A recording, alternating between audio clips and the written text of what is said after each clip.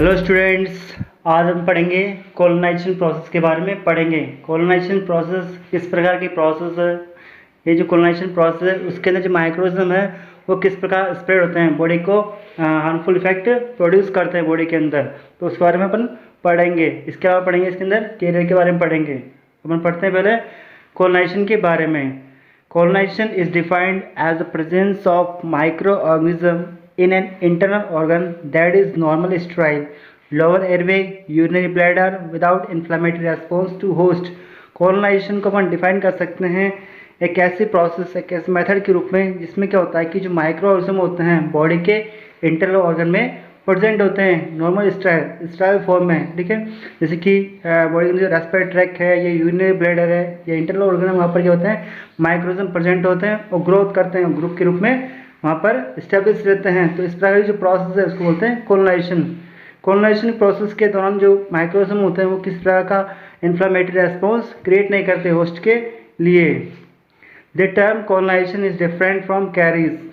Colonisation की जो term है वो डिफरेंट है किससे, कैरीज से। इसको हम बोलते हैं कैरियर भी बोलते हैं।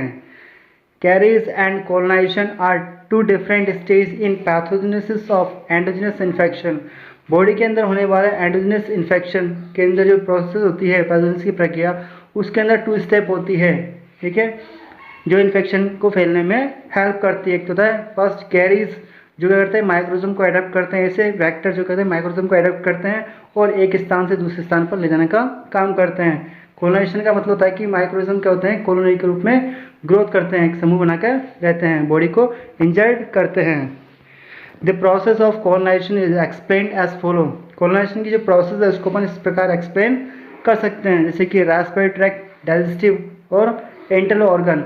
इसमें क्या होता है कि एक्सुस्टेशन मतलब कोई भी वेक्टर क्या करता है माइक्रोऑर्गेनिज्म को अडॉप्ट करता है और वो एयर के माध्यम से कहा जाता है किसी होस्ट पर्सन के अंदर से, एनिमल्स ह्यूमन बींग्स के कॉन्टेक्ट में आता है और जो क्या करता है माइक्रोऑर्गेनिज्म उस होस्ट पर्सन की जो बॉडी है उसके अंदर एंटर कर जाता है रेस्पिरेशन के माध्यम से, ठीक है, फूड के माध्यम से अंदर चला जाता है। कैरीज, इसमें होता है कि माइक्रोऑर्गेनिज्म क्या किया पहले, इसमें क्या किया जो वेक्टर था उन्होंने क्या किया माइक्रोऑर्गेनिज्म को अडॉप्ट किया। कैरीज का मतलब जो वेक्टर था वो क्या करता है उस माइक्रोऑर्गेनिज्म को दूसरे स्थान तक ले जाता है। ओवर ग्रोथ, इसके बाद जो माइक्रोऑर्गेनिज्म थे वो कैरियर के ऊपर ग्रोथ करते हैं। नेक्स्ट कोलोनाइजेशन, उन्होंने क्या किया कि माइक्रोऑर्गेनिज्म के जो कॉलोनी थी उसमें क्या किया बहुत सारे माइक्रोऑर्गेनिज्म ग्रोथ करते हैं। नेक्स्ट इन्फेक्शन, ये क्या करते हैं माइक्रोऑर्गेनिज्म जो होस्ट के अंदर जाते हैं तो इन्फेक्शन कॉज करते हैं। एक बार दोबारा रिपीट करते हैं प्रोसेस को।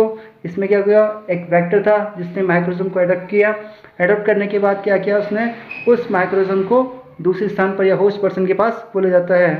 होस्ट पर्सन के पास जाने के बाद वो कहता है जो माइक्रोऑर्गेनिज्म थे वो रेस्पिरेशन के माध्यम से या फूड के माध्यम से होस्ट पर्सन के अंदर चले जाते हैं।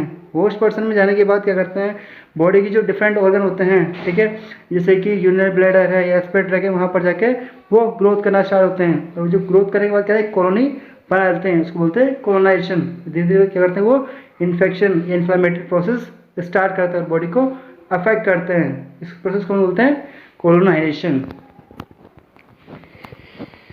Thus, colonization is the prior stage of infection. Pathogenesis usually colonized host tissue that is contact with external environment. Colonization एक प्राथमिक स्टेज होती है, प्राइमरी स्टेज होती है इन्फेक्शन की।